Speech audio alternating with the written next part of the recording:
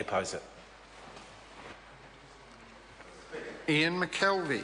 Thank you, Mr. Speaker. I was absolutely intrigued, Mr. Speaker, to listen to the last person speaking. I suppose that's what he was doing.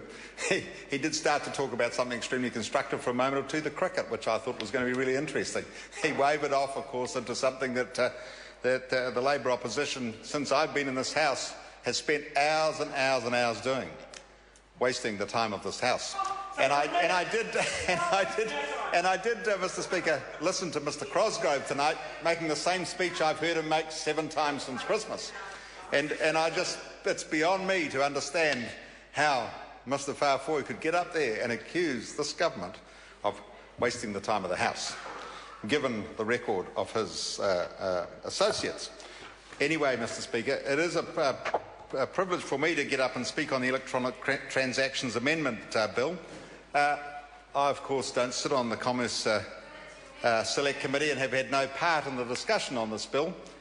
I sit on a committee with the guru from the Greens, who is very busy over there, but the guru from the Greens who's constantly on the case of the agriculture sector. I sit on that committee, and of course we do some very structured stuff in our Select Committee.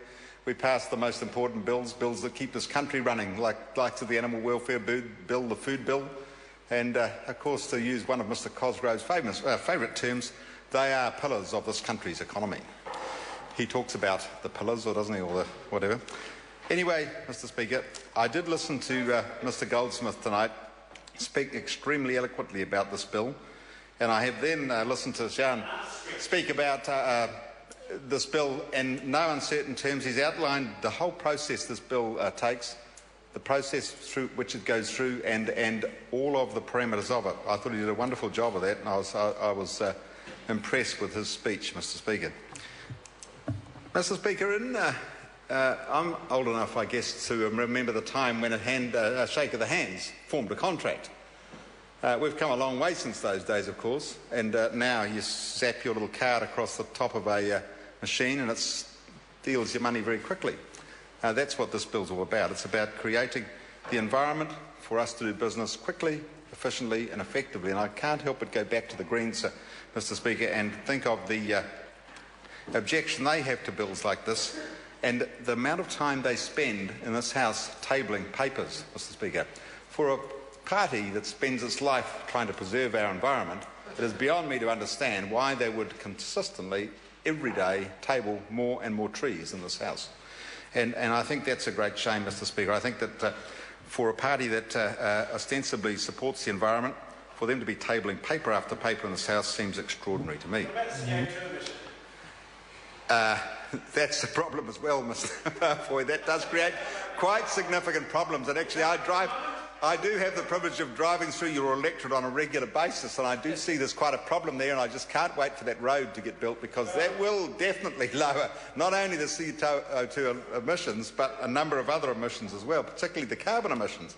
And I think from a Wellington perspective, once we get that motorway open and operating, and there's now a fly in the, and I've been here so long it's settling on me, to get that motorway open, I think will be quite a major, in fact it's attacking me, it will be quite a major bonus for the capital city, and certainly will help us get down to this most important place. I've got it, and that solved that problem.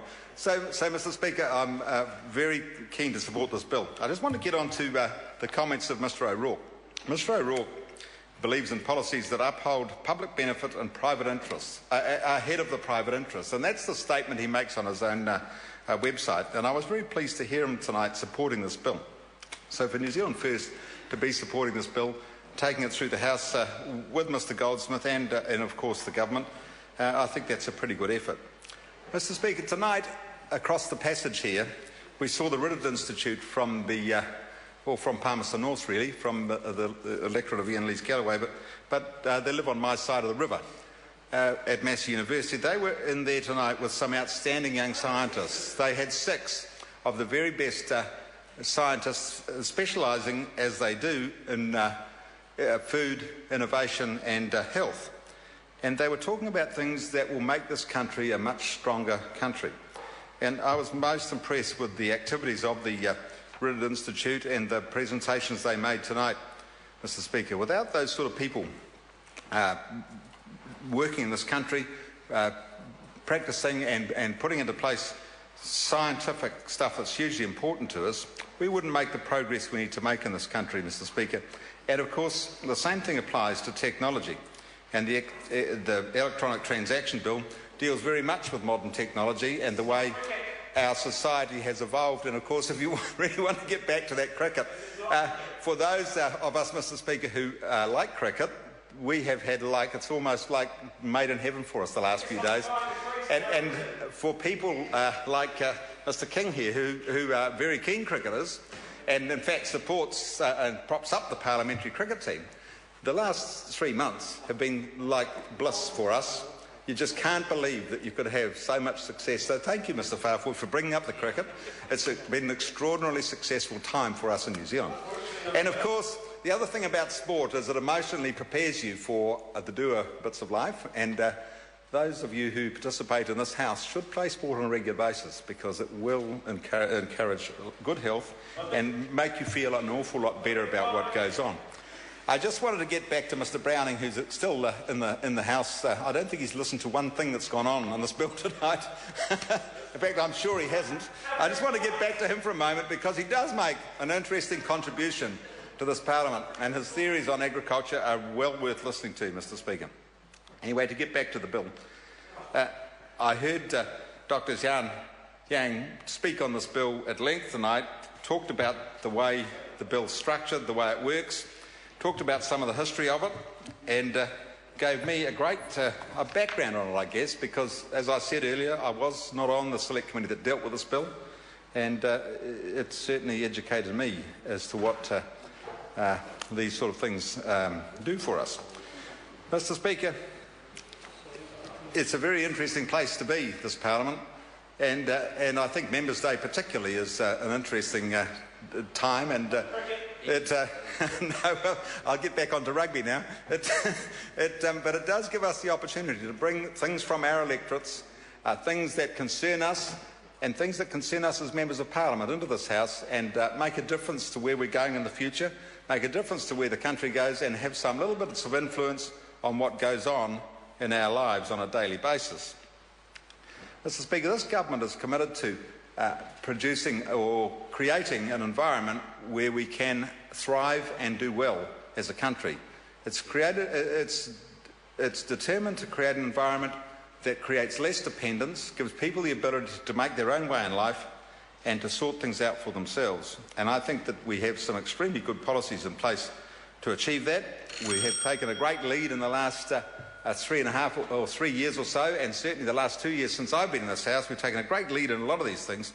And I think, Mr. Speaker, we are really creating an environment that will make a huge difference to the future of this country.